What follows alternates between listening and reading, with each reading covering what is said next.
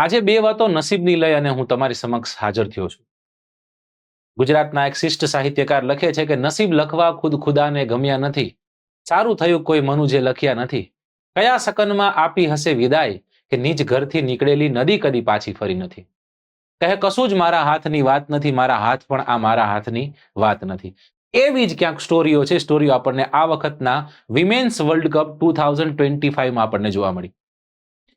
ભારતની cricket team છે, મહિલા ક્રિકેટ ટીમ ખૂબ ઉમદા પ્રદર્શન કરે છે. આપ જાણો છો કે આખું રોલર કોસ્ટર રાઈડ હતી કે ઉતાર ચઢાવ આપણને જોવા મળે છે. એક સાથે 3 મેચો હારે પણ છે, કોઈ રીતના મહેનત કરી અને પોતાનું નામ છે એ સેમીફાઇનલમાં નિશ્ચિત કરે છે. સેમીફાઇનલમાં 7 વખત વર્લ્ડ ચેમ્પિયન એવી ઓસ્ટ્રેલિયાને હરાવે પણ છે, પછી ફાઇનલમાં પહોંચે છે અને ફાઇનલને પણ જીતે છે. પણ આ આખી સફરમાં બે સ્ત્રીઓના નામ ક્યાંક આપણી આંખે ચોટે છે. એક છે પ્રતિકા રાવલ. પ્રતિકા રાવલ ઓડીઆઈમાં પદાર્પણ કરે છે. વન ડે વિમેન્સ ક્રિકેટ ટીમમાં રમવા માટે જ્યારે આવે છે, પ્રથમ 6 ઇનિંગ્સમાં પ્રતિકા રાવલ 444 રન બનાવી 6 ઇનિંગમાં સૌથી વધુ ફાસ્ટેસ્ટ 444 રન બનાવનારી સ્ત્રી બની ગઈ. આખા વિશ્વની વાત થઈ રહી છે. દેખાઈ ગયું હતું કે વર્લ્ડ કપમાં પોતાનું નામ હશે અને વર્લ્ડ કપમાં નામ પણ આવ્યું અને વર્લ્ડ કપમાં રમી પણ એવું જ કંઈક. વર્લ્ડ કપમાં પણ ખૂબ સારા રન બનાવ્યા. જો કદાચ ભારતીય મહિલા ક્રિકેટ તરફથી આપણે વાત કરીએ તો 2025ના વર્લ્ડ કપમાં સ્મૃતિ મંધાના પછી બીજા નંબરના સૌથી વધુ રન 308 રન બનાવનારી પ્રતિકા રાવલ હતી. જો કદાચ ઓલ ઓવર વાત કરવામાં આવે તો આખા વર્લ્ડ કપની ચોથા નંબરની સૌથી વધુ રન બનાવનારી હતી. અને એ પણ જાણવું રહ્યું કે 2 મેચ રમી ન હતી. એટલે ડિઝર્વ કરતી હતી. એ ફાઇનલ ડિઝર્વ કરતી હતી. એ ચેમ્પિયન છે, એ ચેમ્પિયનનો એક ટેગ ડિઝર્વ કરતી હતી. ચેમ્પિયનનો ટેગ કેમ ન મળ્યો? આપ જાણો છો કે સેમીફાઇનલની પહેલાની જે મેચ હતી એ મેચમાં એનો પગ છે એ પગ બેવડાઈ જતા ઇન્જર્ડ થાય છે. જ્યારે કોઈ ક્રિકેટ ટીમ છે, ક્રિકેટ ટીમમાં કોઈ એક વ્યક્તિ ઇન્જર્ડ થાય છે એટલે એને ટીમમાંથી બહાર કાઢી એની જગ્યાએ કોઈ વાઇલ્ડ કાર્ડ એન્ટ્રી છે એ થતી હોય છે. અને એ વાઇલ્ડ કાર્ડ એન્ટ્રીમાં આપ જાણો છો કે ભારતની સૌથી નાની વયની 21 વર્ષની શેફાલી વર્મા છે, શેફાલી વર્મા પ્રતિકા રાવલનું સ્થાન લે છે.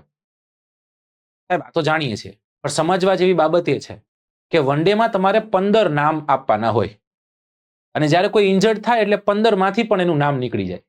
જ્યારે ફાઇનલ રમાય અને ફાઇનલ કદાચ જીતાશે તો પ્રતિકા રાવલને મેડલ મળશે નહીં. પોતે મેડલની હકદાર હતી છતાં પણ મેડલ મળતો નથી. એટલે કહે છે ને કે કશું જ મારા હાથની વાત નથી, મારા હાથ પણ મારા હાથની વાત નથી. બીજી જગ્યાએ જો કદાચ આપણે જોવા જઈએ તો અહીંયા 2 જોડીઓ બતાવી છે. એક પ્રતિકા રાવલ ને સ્મૃતિ મંધાના અને એક બતાવી છે કે સ્મૃતિ મંધાને સાથે સાથે શેફાલી વર્મા. 1 વર્ષથી ભારતીય મહિલા ક્રિકેટ ટીમમાં બહાર ચાલતી શેફાલી વર્મા પોતાના પર ખૂબ બધો વિશ્વાસ. એમ કીધું કે 1 વર્ષ હું બહાર હતી તો મને ખુદ પર વર્ક કરવાનો સમય મળ્યો હતો. મારે તો વર્ક કરવાનું હતું, મારે તો કામ કરવાનું હતું. એક સમય એવો આવશે કે કદાચ એ દરવાજો ખુલશે, પણ જ્યારે દરવાજો ખુલે ત્યારે મારી હાજરી ત્યાં હોવી જોઈએ. અને અંતે પ્રતિકા રાવલ ઇન્જર્ડ થાય છે. પ્રતિકા રાવલની જગ્યા પર 21 વર્ષીય શેફાલી વર્મા ભારતીય ક્રિકેટમાં ક્રિકેટ મેચમાં સ્થાન મેળવે છે, એટલે કે ક્રિકેટ ટીમમાં સ્થાન મેળવે છે.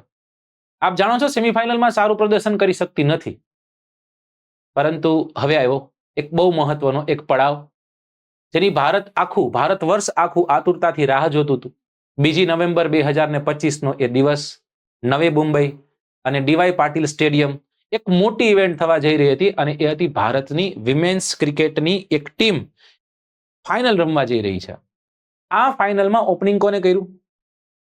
સ્વાભાવિક વાત છે, 21 વર્ષની નાનકડી એવી એક દીકરી જેનું નામ છે શેફાલી વર્મા. 87 રન માર્યા. કેમ સાહેબ હું નામ જોગ કહું છું, કેમ હું આંકડા જોગ કહું છું? 87 રન એટલા માટે કે આની પહેલા એક ફાઇનલ થઈ, એમાં ભારત રમ્યું હતું ઇંગ્લેન્ડની સામે.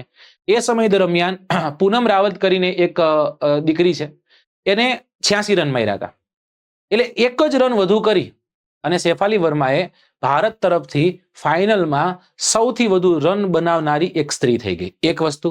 બીજી વસ્તુ, વાઇલ્ડ કાર્ડમાં આવી હતી, ફાઇનલ રમી, ફાઇનલમાં 87 રન માર્યા, સૌથી વધુ રન માર્યા. ત્રીજી વસ્તુ કે 2 વિકેટ લીધી. અને ચોથી બહુ મહત્વની વસ્તુ એ છે કે એ બહુ મહત્વની મેચમાં એ પોતે મેન ઓફ ધ મેચ તરીકે ઘોષિત થાય છે. આને નસીબ કહેવાય. મહેનત કરતું રહેવું જોઈએ, રાહ જોઈએ વાત સાચી છે, મહેનત કરતું રહેવું જોઈએ. જ્યારે એ દરવાજો ખુલે ત્યારે ત્યાં આપણી હાજરી હોવી જોઈએ. દરવાજો ખુલે ને આપણે ન હોય તો આપણી જગ્યા પર કદાચ કોઈ બીજું આવી જાય. એટલે ફરી એક વખત કહું છું કે નસીબ લખવા ખુદ ખુદાને ગમ્યા નથી, સારું થયું કોઈ મનુ જે લખ્યા નથી, કયા શકનમાં આપી હશે વિદાય, કે નિજ ઘરથી નીકળેલી નદી કદી પાછી ફરી નથી. જય હિન્દ, જય ભારત.